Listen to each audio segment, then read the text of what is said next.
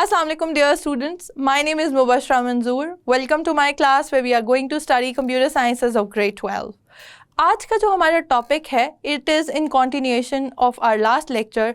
इसमें हम ये देखेंगे कि हम एग्जांपल्स के थ्रू किस तरह से वाइल लूप को इम्प्लीमेंट कर सकते हैं.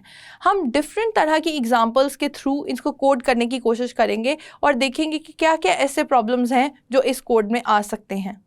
सो डियर स्टूडेंट्स, जैसे कि मैंने आपको बताया कि हम इस लेक्चर में डिस्कस करेंगे कि हम लूप को किस तरह से यूज़ कर सकते हैं in order to print a number from starting to end using iteration, not by printing one by one but series of numbers को हम किस तरह से प्रिंट करवा सकते हैं यूजिंग आइट्रेशन, यानी वाइल लूप को यूज़ करते हैं हम किस तरह से उसको प्रिंट करवा सकते हैं. So let's have a look. मैंने एक structure of the program already लिखा हुआ है. अब इसमें मैं एक इंटीजर वेरिएबल क्रिएट कर रही हूँ विच इज़ काउंट, क्योंकि जो मैंने काउंट करवाना है, count will in any case be integer value, right.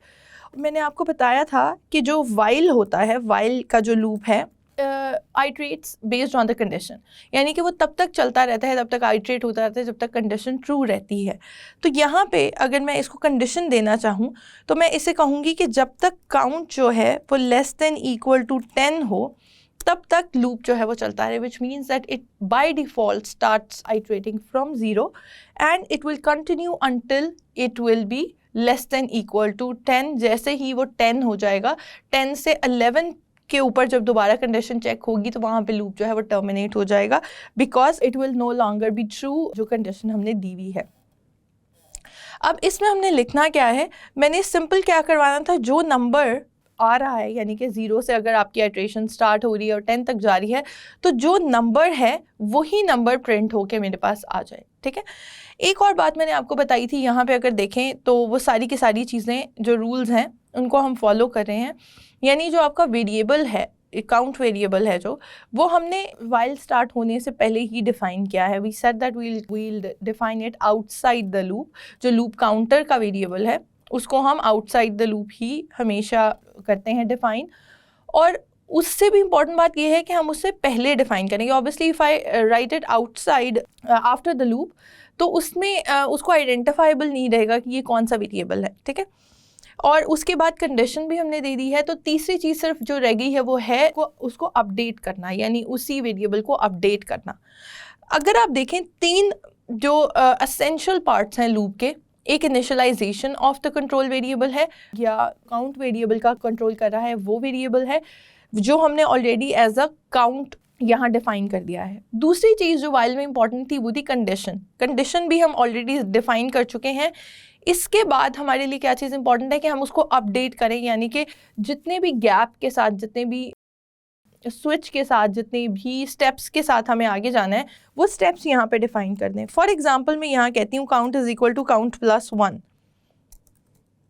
अच्छा, इसको भी करने के काफ़ी सारे तरीके हैं. मैं अभी इससे एग्जीक्यूट कर देती हूँ, फिर मैं आपको ये भी बता दूंगी कि यहीं पे आप लोगों को याद होगा हमने इंक्रीमेंट और डिक्रीमेंट ऑपरेटर भी पढ़ा था.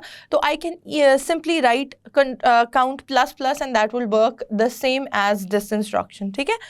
तो इससे पहले हम वो स्टेटमेंट्स लिखेंगे जो कि हमें आइट्रेट करवानी है या जिनके ऊपर हमने लूप अप्लाई करना है. ये तो सिंपल वो चीज़ें हैं जो कि लूप के लिए एसेंशियल थी.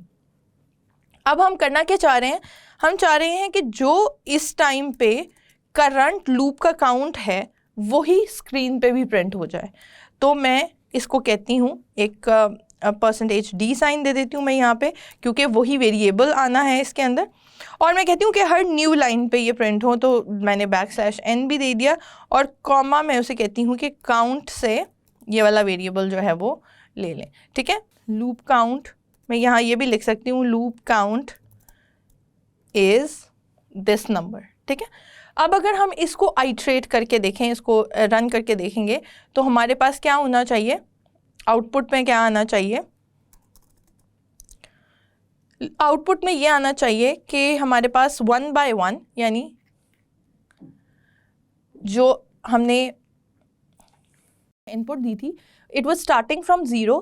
ठीक है. क्योंकि हमने लूप काउंट को कोई इनिशियल वैल्यू नहीं दी थी, हमने कहा था until it is less than equal to 10 you have to iterate it. इसका मतलब बाय डिफ़ॉल्ट उसने 0 से स्टार्ट किया और उसने क्या किया है, यहाँ तक 0 से लेके 10 तक सेम लाइन को 10 टाइम्स प्रिंट कर दिया है, इनफैक्ट 11 टाइम्स, क्योंकि 0 भी इंक्लूडेड है। तो 0 से 10 तक, अगर मैं इसको लेस देन 10 कहती तो ये 9 तक आइट्रेट करता, विच मीन्स कि उसकी तादाद जितनी दफ़ा वो रन हुआ है ये 10 होती। सो अगर आपने देखा ये हमारा परफेक्टली फाइन जो है वो एग्जीक्यूशन हो गई है। जो बात मैंने आपसे पहले कही थी यही चीज़ मैं यहाँ पे इस तरह से भी स्पेसिफाई कर सकती हूँ, count plus plus. That is something we have already discussed in earlier chapters कि आप जो है काउंट के लिए यानी इंक्रीमेंट के लिए आप प्लस प्लस का साइन भी यूज़ कर सकते हैं, उसको हम इंक्रीमेंट ऑपरेटर कहते हैं। ये अगर आप देखें तो exactly the same thing happened, right. अच्छा, अगर ऐसा हो कि मैं आपसे कहूँ कि 1 से 10 के दरमियान में इवन नंबर्स प्रिंट करवा दें सिर्फ, तो आप इस लूप को किस तरह से चेंज करेंगे in order to get the numbers which are even. तो यहाँ पे हम देखते हैं, एक तो तरीका ये था कि हमने देखा था कि हम डिवाइड कर लें नंबर को और उसका मॉड्यूलस चेक कर लें कि रिमाइंडर है या नहीं। यहाँ पे एक तरीका क्या हो सकता है कि we have to check numbers from 0 to 10, ठीक है। उसके दरमियान में एक लिमिटेड नंबर ही होगा जिसमें हमारे पास इवन नंबर एग्जिस्ट करेंगे। सो जैसे कि स्टूडेंट्स मैंने आपसे कहा कि अगर मैं इसी को चेंज करना चाहूँ according to the even numbers, so what can I do is I can simply skip 1 step each time I iterate the loop, right.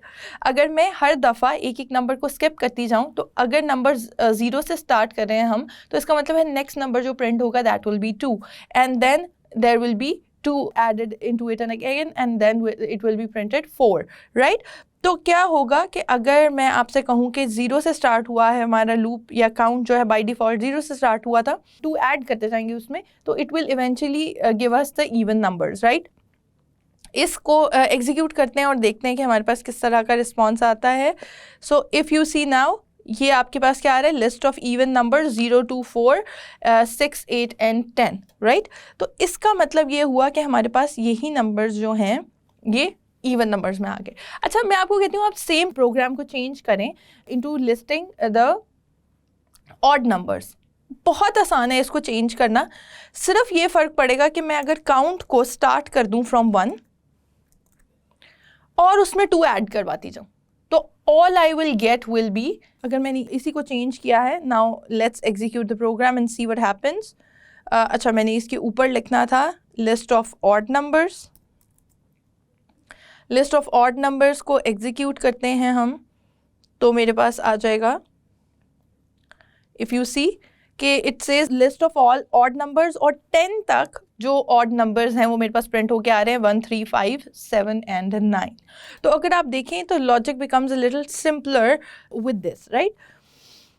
अच्छा, let's make it a little bit more interesting this program. हम इस program को use करते हैं to print formation of asterisks, formation of characters. अगर आप देखें तो अब मैंने क्या करना है, मैंने एक फॉर्मेशन बनानी है एक अपने एस्टेरिक साइंस की, कि जैसे वो एक आपके पास ग्राफिकली कुछ फॉर्मेशन में आए कि अगर 1 टाइम रन हो रहा है लूप तो 1 टाइम प्रिंट हो, 2 टाइम्स लूप अगर आइट्रेट हो रहा है तो 2 टाइम्स एस्टेरिक प्रिंट हो। तो let's see how can we do that. हम इसके लिए एक इंटीजर वेरिएबल लेते हैं ए के नाम से, और एक हम काउंट ले लेते हैं कि जो हमारा नंबर ऑफ़ रोज़ हैं वो हम कितनी जा रहे हैं, यानी कि कितने नंबर ऑफ़ रोज़ जो हैं हमें रिक्वायर्ड है और कितने नंबर ऑफ़ रोज़ तक हम एस्टेरिक्स प्रिंट करवाना चाहते हैं। सो उसके लिए मैंने n जो है उसको डिक्लेयर कर दिया है। a जो है वो डेफिनेटली काउंटर है, इसको मैं i भी लिख सकती हूँ, a भी लिख सकती हूँ, काउंट मैंने पिछले एग्जाम्पल में लिखा था वो भी लिख सकते हैं, ठीक है। So let's start a with 0। अगर हम a को इनिशियलाइज ना भी करें 0 से और हम लेस देन इक्वल टू की कंडीशन देते हैं तो वो बाय डिफ़ॉल्ट 0 से ही स्टार्ट करेगा, but it's a better practice to start it with 0 in case you are incrementing it upwards. अच्छा जी, अब मैं ऐसे कहती हूँ कि प्रिंट एफ कर दें कि आपने नंबर ऑफ़ रोज़ एंटर करनी है, यानी कि n की वैल्यू जो है आपने यूज़र से लेनी है। मैं कहती हूँ कि आप बताएं कितनी लाइंस ऑफ एस्टेरिक्स जो है वो आपने प्रिंट करवानी है। So you enter the value, enter the number of rows, और उसको मैं कह देती हूँ n, so n is equal to, and then I will ask it to enter the value by using scanf. scanf के साथ मैं क्या करती हूँ कि मैं उसे कहती हूँ कि scanf में इंटीजर वेरिएबल हमने वैल्यू ली है and I have to store it into n, क्योंकि वो नंबर ऑफ रोज हैं जो हम यूज़र से ले रहे हैं। a को हम पहले ही डिफाइन कर चुके हैं, a is starting with 0, right. तो जो वैल्यू हमने गेट करनी है वो यूज़र से वो रोज़ की वैल्यू है या नंबर ऑफ रोज़ की वैल्यू है। अब हमने देनी है कंडीशन अनटिल जो आपका a है that is less then n, तब तक जो लूप है वो आइट्रेट होता रहे। यानी a 0 से स्टार्ट हुआ और जो भी यूज़र ने वैल्यू एंटर की है रोज़ की, जब तक तब उस नंबर तक ना पहुंच जाए तब तक वो लूप जो है वो आइट्रेट होता रहे, ठीक है। So that makes sense, right. उसके बाद हम कहते हैं प्रिंट एफ स्टैटिक साइन। इसके अंदर हम स्टैटिक साइन डाल सकते हैं, आप कोई भी कैरेक्टर प्रिंट करवा सकते हैं इससे, it makes a better formation. उसके बाद हम कहते हैं कि क्या करते हैं, a को प्लस प्लस कर दें, यानी कि a में इंक्रीमेंट करवा दें, ठीक है। So if you see this example, इसमें हो क्या रहा है कि हम कह रहे हैं कि रोज़ एंटर करे हमारा यूज़र, हम उतने रोज़ में नंबर ऑफ स्टैटिक्स प्रिंट करवा दें और वो स्टैटिक्स हर रो में इंक्रीज होते जाएंगे as per the number of रोज़, ठीक है। और कंडीशन क्या है कि तब तक लूप आइट्रेट होना है जब तक कि n से a जो है वो लेस है, because a is incrementing, a is the counter of the loop, it is starting from 0 and incrementing every time, जैसे कि हमने यहाँ पे दिया है a प्लस प्लस, तो it is incrementing every time. So होगा क्या कि वो तब तक इंक्रीमेंट होता रहेगा जब तक कि it doesn't reach to the value which is n, right. हम इसको लेस देन n भी कर सकते हैं और लेस देन इक्वल टू भी कर सकते हैं। सो if you see this one, अब ये मुझसे पूछ रहा है कि नंबर ऑफ़ रोज़ एंटर करें, मैंने कहा नंबर ऑफ़ रोज़ 5 हैं, तो उसने कहा मेरे पास 5 जो स्टैटिक्स हैं वो उसने मुझे प्रिंट करके दे दिया, यानी कि 5 टाइम जो स्टैटिक है वो मेरे पास प्रिंट हो गया, ठीक है। इसका मतलब ये है कि मैं अगर इसके साथ /n डाल दूं तो होगा क्या कि मेरे पास यही स्टैटिक साइन जो है ये 5 लाइंस में प्रिंट होगा 1 बाय 1। सो इफ़ आई से 10, इट मीन्स कि 10 टाइम स्टैटिक साइन जो है वो प्रिंट होके मेरे पास स्क्रीन पे नज़र आ रहा है मुझे। अच्छा, मैंने तो आपसे ये कहा था कि नंबर ऑफ़ स्टैटिक्स भी इंक्रीज होंगे विद इंक्रीजिंग नंबर ऑफ़ रोज़, लेकिन यहाँ पे अगर आप देखें, नोटिस करें, तो हमने कोई भी ऐसी इंस्ट्रक्शन नहीं दी उसे कि हर लाइन में भी स्टैटिक्स जो है वो इंक्रीज होनी चाहिए। So wait until the lecture which is nested loop, और उसमें हम देखेंगे कि हम जो फॉर्मेशन मैं आपसे कह रही थी कि यू हैव स्टैटिक्स और उसकी कुछ फॉर्मेशन है वो किस तरह से होगी, यानी कि अगर मैंने इंक्रीजिंग ऑर्डर में या असेंडिंग ऑर्डर में स्टैटिक्स प्रिंट करवाने हैं which are incrementing with every row, तो वो किस तरह से हो सकता है। बट फॉर नाउ अगर जो आपने चीज़ देखी है वो क्या है कि हम प्रिंट करवा रहे हैं those statics on the screen, ठीक है। अब हम कहते हैं कि एक और एग्जांपल ले लेते हैं हम, which is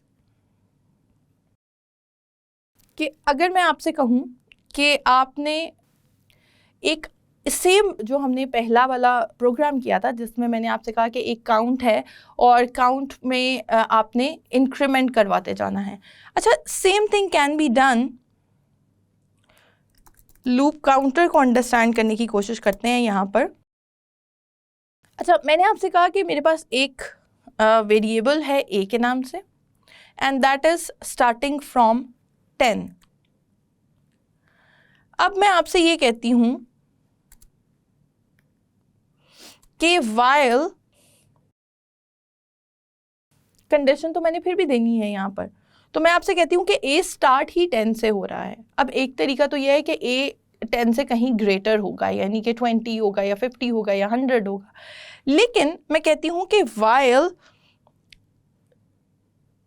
a is greater than equal to 0, यानी कि जब तक a जो है वो ग्रेटर या इक्वल नहीं हो जाता 0 से, तब तक हम उसे आइट्रेट जो है करते रहेंगे.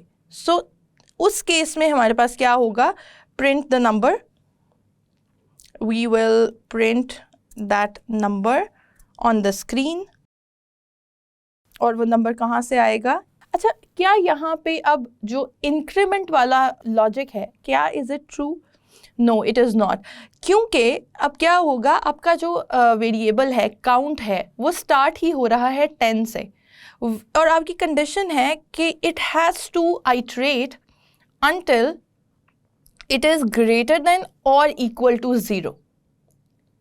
ठीक है, जब हम कहते हैं greater than equal to 0, तो इसका मतलब ये है कि जब तक 10 से 0 तक नहीं पहुंच जाता काउंट, तब तक इस लूप ने आइट्रेट करना है. सो उस केस में if I want it to terminate at some point, यानी मैं चाहती हूँ कि सिर्फ 10 ही वैल्यूज़ प्रिंट हों, तो उस केस में अगर मैं इसको इंक्रीमेंट करवाती जाऊँगी तो ये लूप कभी भी टर्मिनेट नहीं होगा. मैं आपको ये करके दिखा देती हूँ. Let's execute this programme.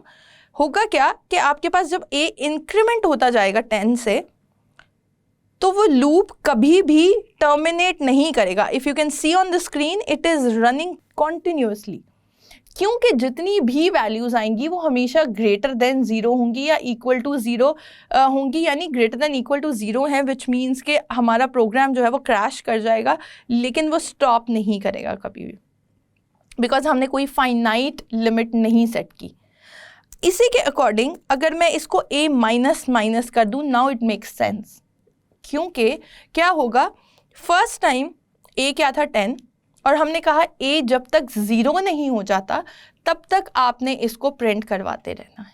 So which means कि now 10 will be printed, then 9, 8, 7 up to 1, right. तो अब अगर आप इसी प्रोग्राम को देखें तो it will be a finite loop और it will be an executable loop, जो कि प्रॉपर मैनर में आपके पास एग्जीक्यूट हो रहा है. If you see, it is in descending order now, 10, 9, 8, 7, 6, 5, 4, 3, 2, 1. ठीक है, तो इसका मतलब ये है, we have to be careful every time we are making a while loop कि हमारा काउंटर जो हम यूज़ कर रहे हैं वो first of all it is declared outside, then it is incremented और डिक्रीमेंटेड इनसाइड, और जो कंडीशन दी हुई है आप उसके अकॉर्डिंग ही इंक्रीमेंट या डिक्रीमेंट करवा रहे हैं. इसी तरह अगर मैं जो मैंने आपसे कहा था इवन या ऑड को मैं रिवर्स में करवाना चाहूँ, तो यहाँ पे मैं क्या कर सकती हूँ. फॉर एग्जांपल मुझे इवन नंबर्स ही प्रिंट करवाने हैं, तो I can say a minus 2, simple. So if you run and execute this program, now it will start from 10 और वो 0 तक सारे के सारे जो इवन नंबर है वो प्रिंट करके दे देगा. So that's how we can control the logic, and that's how we can control the output that we want from our program. So dear students, I hope आज का जो लेक्चर है आपको interesting भी लगा होगा, समझ भी आ गई होगी, और बहुत सारी एग्जांपल्स को हमने ऑलरेडी डिस्कस कर लिया है. कमिंग लेक्चर्स में हम इन डिटेल डिस्कस करते जाएंगे कि डिफरेंट तरह के लूप्स किस किस तरह से यूज़ होते हैं, और ये भी देखेंगे कि उनकी एग्जांपल्स फर्दर कैसे कॉम्प्लेक्सिटी आ जाती है उनके अंदर और किस तरह से आप उनको रिजॉल्व कर सकते हैं. So until next lecture, Allah Hafiz.